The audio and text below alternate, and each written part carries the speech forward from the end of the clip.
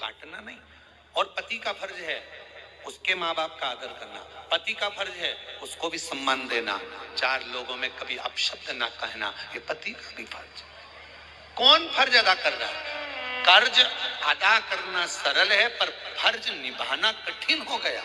बेटा बाप का फर्ज अदा नहीं कर रहा है, बाप बेटे के लिए फर्ज अदा नहीं कर रहा है, माँ बच्चों के लिए फर्ज अदा नहीं कर रही है, सास बहू के लिए फर्ज अदा नहीं कर रही है। केवल इसको फर्ज नहीं कहते कि तुम्हारे घर में बहू आई तो उसको साड़ी दिला दो, केवल इसको फर्ज नहीं कहते कि तुम्हारी बहू आने वाली है तो उसकी रकम बनवा दो, सोना चांदी दिला दो, कमर तगड़ी बना दो, उसके पाँव की पायल बनवा दो। इसको फर्ज नहीं कहते कि बच्चों का केवल विवाह कर दो, फर्ज अदा कर दिया।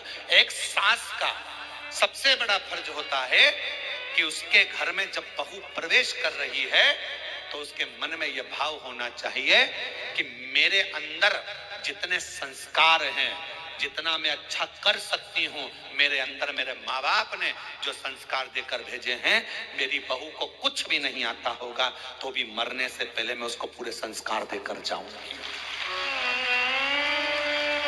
और बहू में ये फर्ज होना चाहिए कि मेरी मम्मी ने अगर कुछ भी कहा वो बात दूसरी थी, पर अब यहाँ मैं अगर आई हूँ और मेरी सास मुझे सिखाना चाहेगी, बताना चाहेगी, टोकेगी, बार बार टोकेगी। सास क्यों टोकती है?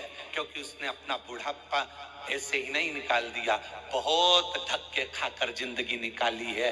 कभी ऐसा भी समय आया था सास की जिंदगी में कि तो रोटी नहीं थी उसके पास में, तो भी वो किसी के दरवाजे नहीं गई है। उसने ये सोच लिया मैं बहू को इतना पक्का कर दूंगी, उसको अपशब्द कहकर, ताना देकर, गाली देकर, आड़ा टेढ़ा बोलकर मैं उसको इतना कल्ला कर दूंगी कि जगत के लोग उसका फायदा नहीं उठाएंगे, वो जीत कर आगे निकल जाएगी। मैं अपनी बहू को, अब बहू को लगता मेरी सास गाली दे रही है, गाली नहीं दे रही है।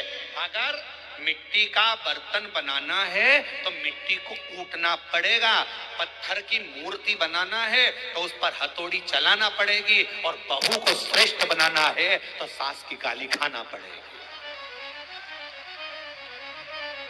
वो अपशब्द कह रही है, सहन करो, सिखाएगी, अपशब्द बोल रही है, ताना दे रही है, बताएगी, आप उसको संवरने का प्रयास करो।